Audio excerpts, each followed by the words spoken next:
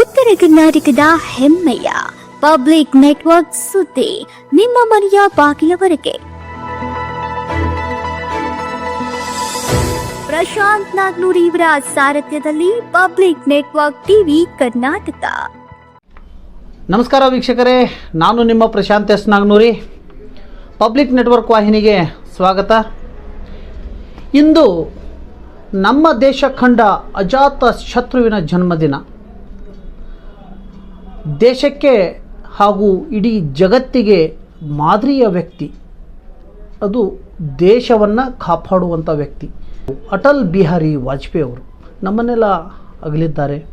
ಆದರೂ ಕೂಡ ಅವರು ನೆನಪು, ಅವರು ಮಾಡಿರುವಂಥ ಸಾಹಸಮಯ ಕೆಲಸಗಳು ನಮ್ಮ ಸದಾ ನೆನಪಿನಲ್ಲಿವೆ. ಹಾಗಾದರೆ ಇವತ್ತು ನಮ್ಮ ಮಾಜಿ ಸಂಸದರು ರಮೇಶ್ ವಿಶ್ವನಾಥ್ ಖತ್ತೆಯವರು ಅವರ ಬಗ್ಗೆ ಇವತ್ತು ಏನು ಹೇಳಿದರು, ಅವರು ಮಾಡಿರುವಂಥ ಕೆಲಸಗಳ ಬಗ್ಗೆ ಹೇಳಿರುವಂಥದ್ದೇನು, ಅವರ ಯೋಜನೆಗಳು ಭಾರತದಲ್ಲಿ ಅವರ ಯೋಜನೆಗಳು ಏನೆಲ್ಲ ಇತ್ತು, ಭಾರತದಲ್ಲಿ ಅತಿ ದೊಡ್ಡ ರಸ್ತೆಗಳನ್ನು ಮಾಡಿರುವಂಥ ಒಂದು ವ್ಯಕ್ತಿತ್ವವನ್ನು ಹೊಂದಿದಂಥ ಅಟಲ್ ಬಿಹಾರಿ ವಾಜಪೇಯಿ ಅವರು ಇನ್ನೂ ನಮ್ಮ ಜೊತೆ ಬದುಕಿದ್ರೆ ನದಿಗಳ, ಭಾರತದಲ್ಲಿರ್ತಕ್ಕಂಥ ನದಿಗಳನ್ನು ಜೋಡಣೆ ಮಾಡ್ತಕ್ಕಂಥ ಒಂದು ಮಹಾನ್ ಕೆಲಸವನ್ನು ಮಾಡ್ತಕ್ಕಂಥ ಒಂದು ಕನಸು ಅವ್ರದ್ದು ಆಗಿತ್ತು. ನದಿಗಳ ಜೋಡಣೆ ದೇಶದ ತುಂಬ ಆದರೆ ಎಲ್ಲಿಯೂ ಬರಗಾಲ ಬರುವುದಿಲ್ಲ, ಎಲ್ಲರೂ ನಾವು ಸುಖವಾಗಿ ಬಾಳ್ತೀವಿ. ಒಂದು ಮಹಾ ದೊಡ್ಡ ಯೋಜನೆಯ ಕನಸುಗಾರ ನಮ್ಮ ವಾಜಪೇಯಿ ಅಂತ ಹೇಳ್ಬೋದು ಅಂಥೇಳಿ ದೇಶದೆಲ್ಲೆಡೆ ಇಂದಿನ ದಿನವನ್ನು ದೇಶದ ತುಂಬ ಅಟಲ್ ಸ್ಮೃತಿ ವರ್ಷ ಅಂಥೇಳಿ ಇಂದಿನ ದಿನವನ್ನು ಆಚರಿಸಿರುವಂಥದ್ದು. ರಮೇಶ್ ಕತ್ತಿಯವರು ಅವರು ಮಾಡಿರುವಂಥ ಕೆಲಸ ಹಾಗೂ ಆ ಯೋಜನೆಗಳನ್ನು ನೆನಪಿಸಿಕೊಂಡಿರುವಂಥದ್ದು ಇಂದಿನ ದಿನ. ಹಾಗಾದರೆ ಏನೆಲ್ಲ ಅವರ ಬಗ್ಗೆ ಹೇಳಿದರು ಮಾಜಿ ಸಂಸದರು ಅಂಥೇಳಿ ನೋಡ್ಕೊಂಬರೋಣ ಬನ್ನಿ ವೀಕ್ಷಕರೇ. जय भारत माता की जय, भारतीय जनता पार्टी के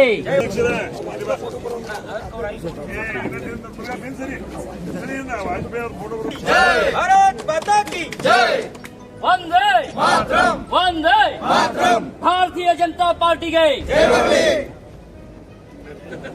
ಭಾರತ ದೇಶ ಈ ವರ್ಷವನ್ನ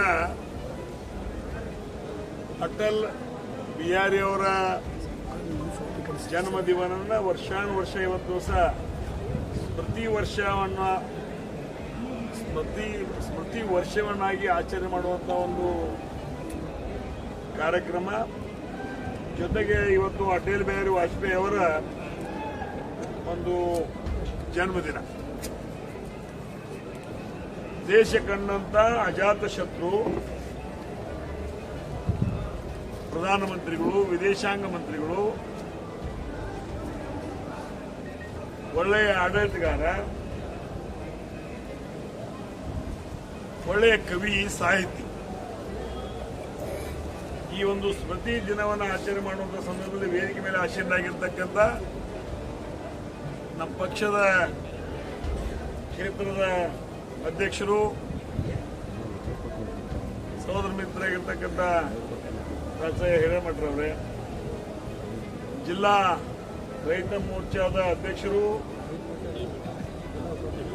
ಜಿಲ್ಲಾ ಉಪಾಧ್ಯಕ್ಷರು, ಪಕ್ಷದ ಜಿಲ್ಲಾ ಉಪಾಧ್ಯಕ್ಷರು, ಹಿರಿಯ ಸಹೋದರರು, ಮಾರ್ಗದರ್ಶಕರು ಆಗಿರ್ತಕ್ಕಂಥ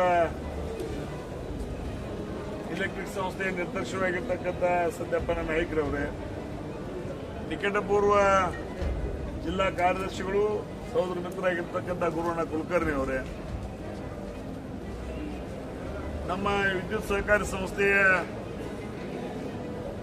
ನಿರ್ದೇಶಕರು, ಆತ್ಮ ಸಮಾಜದ ಮುಖಂಡರು, ಹಿರಿಯ ಸಹೋದರರು, ಮಾರ್ಗದರ್ಶಕರು ಆಗಿರ್ತಕ್ಕಂಥ ಗಜಾನನ ಕೊಳ್ಳಿ ಅವರೇ, ಈ ಒಂದು ಕಾರ್ಯಕ್ರಮದಲ್ಲಿ ಉಪಸ್ಥಿತರಿರ್ತಕ್ಕಂಥ ವಿದ್ಯುತ್ ಸಹಕಾರಿ ಸಂಸ್ಥೆಯ ಅಧ್ಯಕ್ಷರು, ಸಹೋದರ ಮಿತ್ರರಾಗಿರ್ತಕ್ಕಂಥ ಮಾವಿನ ನೆಲಜಿ ಅವರೇ,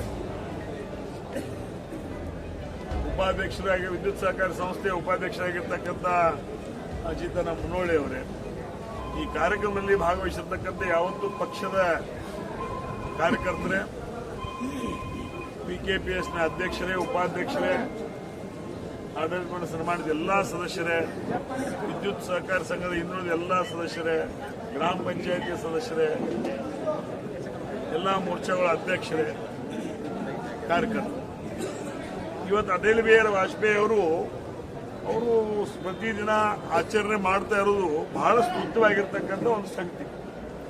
ಯಾಕಂದ್ರೆ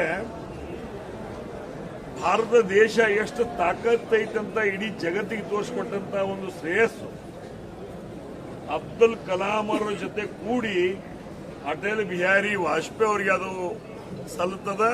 ಯಾವಾಗ ಪೋಖ್ರಾನ್ ಅಣುಬಾಂಬನ್ನ ಪರೀಕ್ಷೆ ಮಾಡಿದಾಗ ಇಡೀ ಜಗತ್ತು ಬೆರಗಾತು.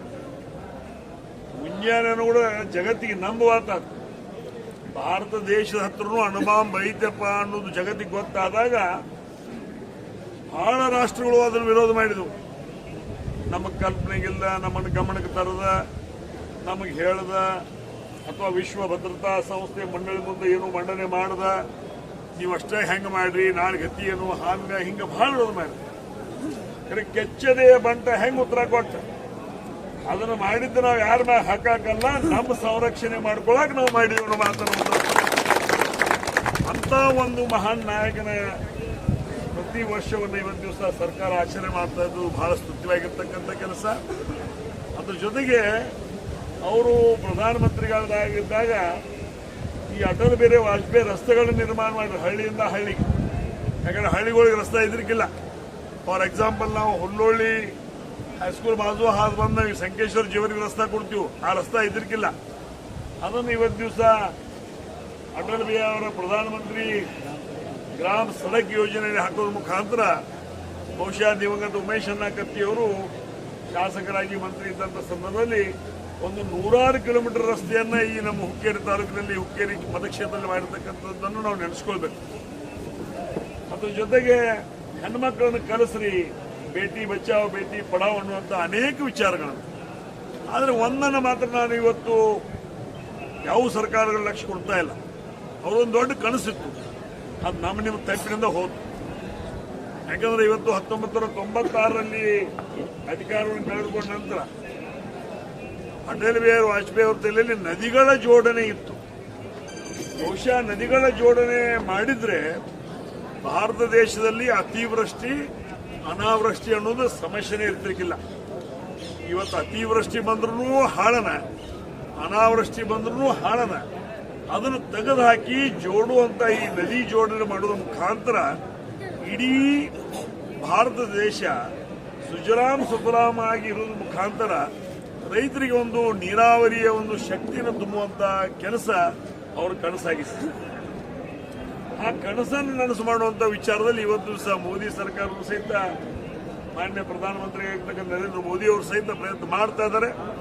ಆದಷ್ಟು ಬೇಗನೆ ಇವತ್ತಿನ ದಿವಸ ಆ ಒಂದು ಅವರ ಕನಸನ್ನು ನನಸು ಮಾಡೋದ್ರ ಮುಖಾಂತರ ಸಮಗ್ರ ಏನೋ ಒಂದು 90 ಕೋಟಿ ರೈತ ಜನಾಂಗ ಐತಿ. ಆ ರೈತ ಜನಾಂಗಕ್ಕೆ ಒಂದು ಶಕ್ತಿಯನ್ನು ಕೊಡ್ಲಿ, ಅವ್ರ ಹೊಟ್ಟೆಯನ್ನು ತಮ್ಮ ಕಾಲ ಮ್ಯಾಗ ನಿಂತು ತಾವು ಹೊಟ್ಟೆಯನ್ನು ತುಂಬಿಕೊಳ್ಳುವಂತ ಶಕ್ತಿಯನ್ನು ಕೊಡ್ಲಿ ಅಂತ ಪ್ರಾರ್ಥನೆ ಮಾಡಿಕೊಂಡು ಸರ್ಕಾರ, ಕೇಂದ್ರ ಸರ್ಕಾರಕ್ಕೂ ಮತ್ತು ರಾಜ್ಯ ಸರ್ಕಾರಕ್ಕೂ ಸಹಿತ ನದಿ ಜೋಡಣೆ ಕಾರ್ಯಕ್ರಮಗಳಲ್ಲಿ ಹೆಚ್ಚಿನ ಆದ್ಯತೆಯನ್ನು ಕೊಡ್ರಿ ಅನ್ನುವಂತ ಮನವಿಯನ್ನ ಮಾಡ್ತಾ, ಅಟಲ್ ಬಿಹಾರಿ ಮಾಡಿರ್ತಕ್ಕಂಥ ಕೆಲಸ ಕಾರ್ಯಗಳನ್ನು ಹೇಳ್ತಾ ಹೋದ್ರೆ ಒಂದೊಂದು ದಿನಾನೂ ಸಾಲೋದಿಲ್ಲ. ಅದು ಅವರ ವರ್ಷದ ಸ್ಮೃತಿ ವರ್ಷವನ್ನು ಇವತ್ತು ದಿವಸ ಆಚರಣೆ ಮಾಡಿದ್ರು ನಿಮ್ಮೆಲ್ಲರ ಒಂದು ಪುಣ್ಯ ಅಂತ ಭಾವಿಸ್ಕೊಳ್ತಾ, ಅದರೊಳಗೆ ಇದೇ ಸಂದರ್ಭದಲ್ಲಿ ನನ್ನನ್ನು ಸಹಿತ ಇಲ್ಲಿ ಕರೆದು ನಾಲ್ಕಾರು ವಿಚಾರಗಳನ್ನ ಅವ್ರ ಜೊತೆ ಅವ್ರು ಇರ್ತಕ್ಕಂಥ ನಾಲ್ಕಾರು ವಿಚಾರಗಳನ್ನ ಹಂಚಿಕೊಳ್ಳಿಕ್ಕೆ ಅವಕಾಶ ಮಾಡಿಕೊಟ್ಟಿರ್ತಕ್ಕಂಥ ಯಾವತ್ತೂ ಪಕ್ಷದ ಸಂಘಟಕರಿಗೂ, ವೇದಿಕೆ ಮೇಲೆ ಆಶೀರ್ವಾಗಿರ್ತಕ್ಕಂಥ ಯಾವತ್ತೂ ಪಕ್ಷದ ಕಾರ್ಯಕರ್ತರಿಗೂ, ಹಿರಿಯರಿಗೂ, ಸಂಘ ಸಂಸ್ಥೆಗಳ ಅಧ್ಯಕ್ಷರಿಗೂ, ಉಪಾಧ್ಯಕ್ಷರಿಗೂ, ಆಡಳಿತ ಮಂಡಳಿ ಸನ್ಮಾನಿತ ಎಲ್ಲ ಸದಸ್ಯರಿಗೂ, ಈ ಕಾರ್ಯಕ್ರಮದಲ್ಲಿ ಪಕ್ಷದ ಕಾರ್ಯಕರ್ತರಿಗೂ ಅನೇಕ ವಂದನೆಗಳನ್ನು ಸಲ್ಲಿಸಿ ಎರಡು ಮಾತುಗಳನ್ನು ಮುಗಿಸ್ತಾ ಇದ್ದೀನಿ.